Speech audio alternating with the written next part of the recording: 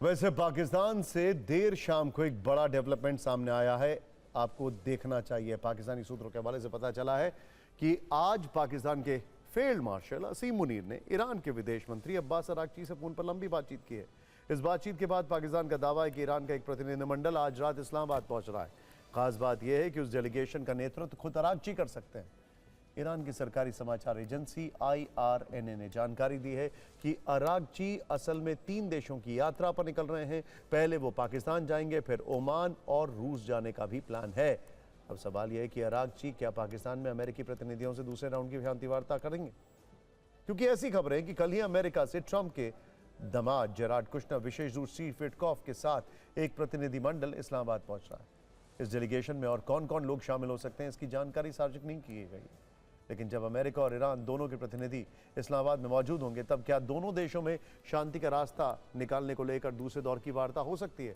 इस पर अल जजीरा ने एक सीनियर ईरानी सूत्र के हवाले से रिपोर्ट दी है कि अरागची अमेरिकी प्रतिनिधियों से नहीं मिलेंगे।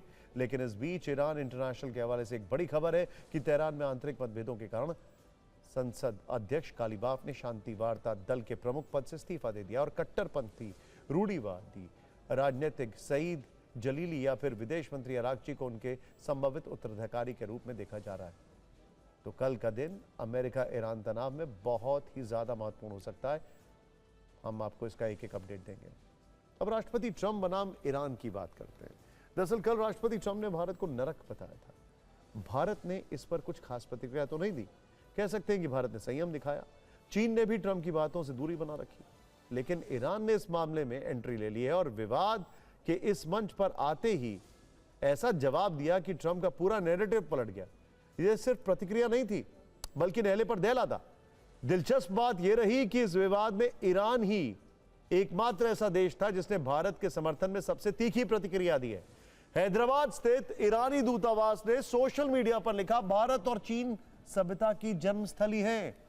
असली हेल होल वो जगह है जहां के युद्धोन्मादी मतलब वॉर मॉन्गर्स राष्ट्रपति डोनाल्ड ट्रंप ईरान की सभ्यता को मिटाने की धमकी देते। ईरान ने इतने पर नहीं छोड़ा, बल्कि ईरान के मुंबई काउंसलेट ने भारत का एक वीडियो जारी किया जिसमें भारत की विकास की ऐसी कहानी दिखाई गई जो ट्रंप की नजर का नंबर बदल देगी और भारत उन्हें अच्छा दिखने लगेगा।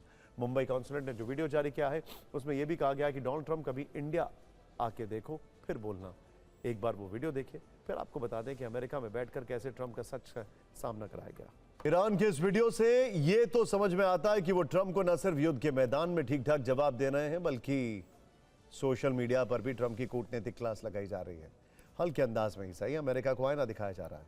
और कुछ ऐसा ही काम अमेरिका में बैठकर राष्ट्रीय स्वयंसेवक संघ के सर कारवा दत्तात्रेय होसबोले ने भी किया। उन्होंने अमेरिका में भारत को लेकर फैली गलत फहमियों का विरोध तो किया ही, यह भी बताया कि भारत दुनिया की चौथे सबसे बड़ी अर्थव्यवस्था है। इस तथ्य को स्वीकार किया जाना चाहिए। दरअसल वॉशिंगटन के हडसन इंस्टीट्यूट में न्यू इंडिया कॉन्फ्रेंस का आयोजन किया गया था। इस मौके पर होसबोले ने कहा कि अमेरिका और पश्चिमी देशों में भारत की एक पुरानी छवि बनी हुई है। आज भारत एक आधुनिक, प्रगतिशील और तेजी से विकास कर रही अर्थव्यवस्था है। चौथी अर्थव्यवस्था होने के साथ साथ दुनिया का बड़ा टेक हब है। भारत अब सांप सपेरों का देश नहीं है। उन्होंने ये भी कहा कि हिंदुओं ने कभी किसी पर आक्रमण नहीं किया। होसबोले ने अमेरिका के इसी मन से ये भी कहा कि अमेरिका के लोगों में भारत के प्रति गलतफहमी है, जिसे दूर किया जाना चाहिए।